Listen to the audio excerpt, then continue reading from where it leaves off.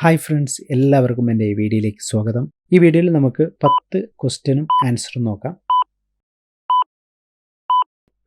First question: ദേശീയ ആസൂത്രണത്തിൽ rolling plan എന്ന ആശയം കൊണ്ടുവന്നത്?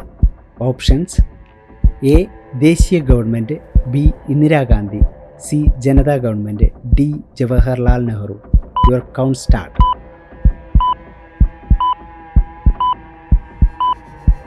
ഉത്തരം Janata government. Next question: planning commission ഒരു ഡാഷ് ആണ്? ഓപ്ഷൻസ്: എ കാര്യനിർവഹണ സമിതി, ബി ഉപദേശക സമിതി, സി സ്വയംഭരണ സമിതി, ഡി സർക്കാർ സമിതി.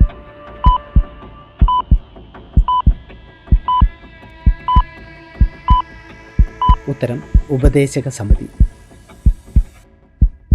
നെക്സ്റ്റ് ക്വസ്റ്റ്യൻ: ബാങ്കുകളുടെ ബാങ്ക് എന്നറിയപ്പെടുന്നത്?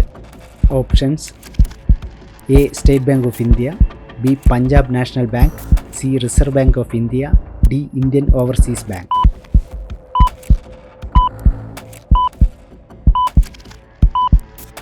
ഉത്തരം Reserve Bank of India.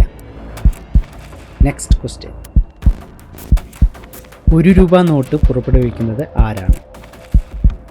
Options: A ധനകാര്യ മന്ത്രാലയം, B Reserve Bank, C State Bank, D Federal bank.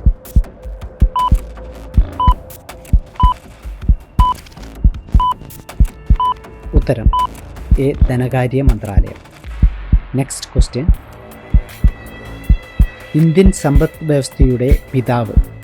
Options: A Adam Smith, B Dadabhai Naoroji, C Amartya Sen, D Jawaharlal Nehru.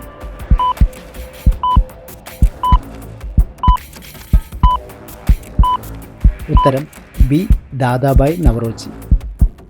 Next question: സംസ്ഥാന സർക്കാർ ഈടാക്കുന്ന നികുതി? Options: A excise duty, B ഭൂനികുതി, C custom duty, D പ്രത്യക്ഷ നികുതി.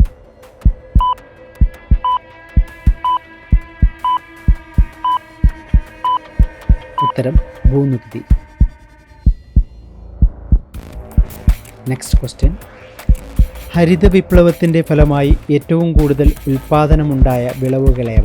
Options: A നെല്ല് ഗോതമ്പ്, ബി ബാർലി ചോളം, C jowar തിന, D bajra ragi.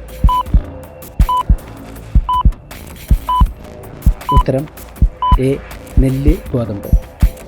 Next question: കേന്ദ്ര ഗവൺമെൻറ്റിന് ഏറ്റവും കൂടുതൽ നികുതി വരുമാനം ലഭിക്കുന്നത് ഏതിൽ നിന്നാണ്? ഓപ്ഷൻസ്: എ കേന്ദ്ര എക്സൈസ് നികുതി, ബി ആദായ നികുതി, സി കസ്റ്റം ഡ്യൂട്ടി, ഡി സ്വത്ത് നികുതി.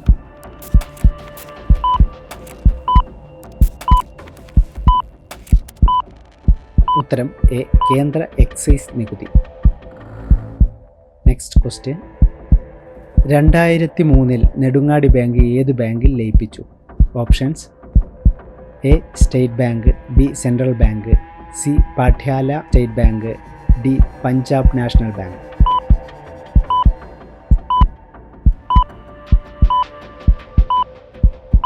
ഉത്തരം പഞ്ചാബ് നാഷണൽ ബാങ്ക്.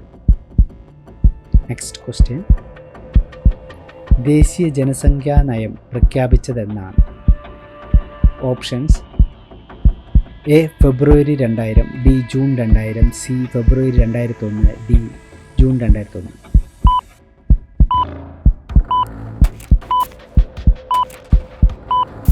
ഉത്തരം എ ഫെബ്രുവരി 2000. ഈ വീഡിയോ ഇവിടെ അവസാനിക്കുന്നു. Thanks for watching. അടുത്ത വീഡിയോയിൽ വീണ്ടും കാണുന്നവരെ ബൈ.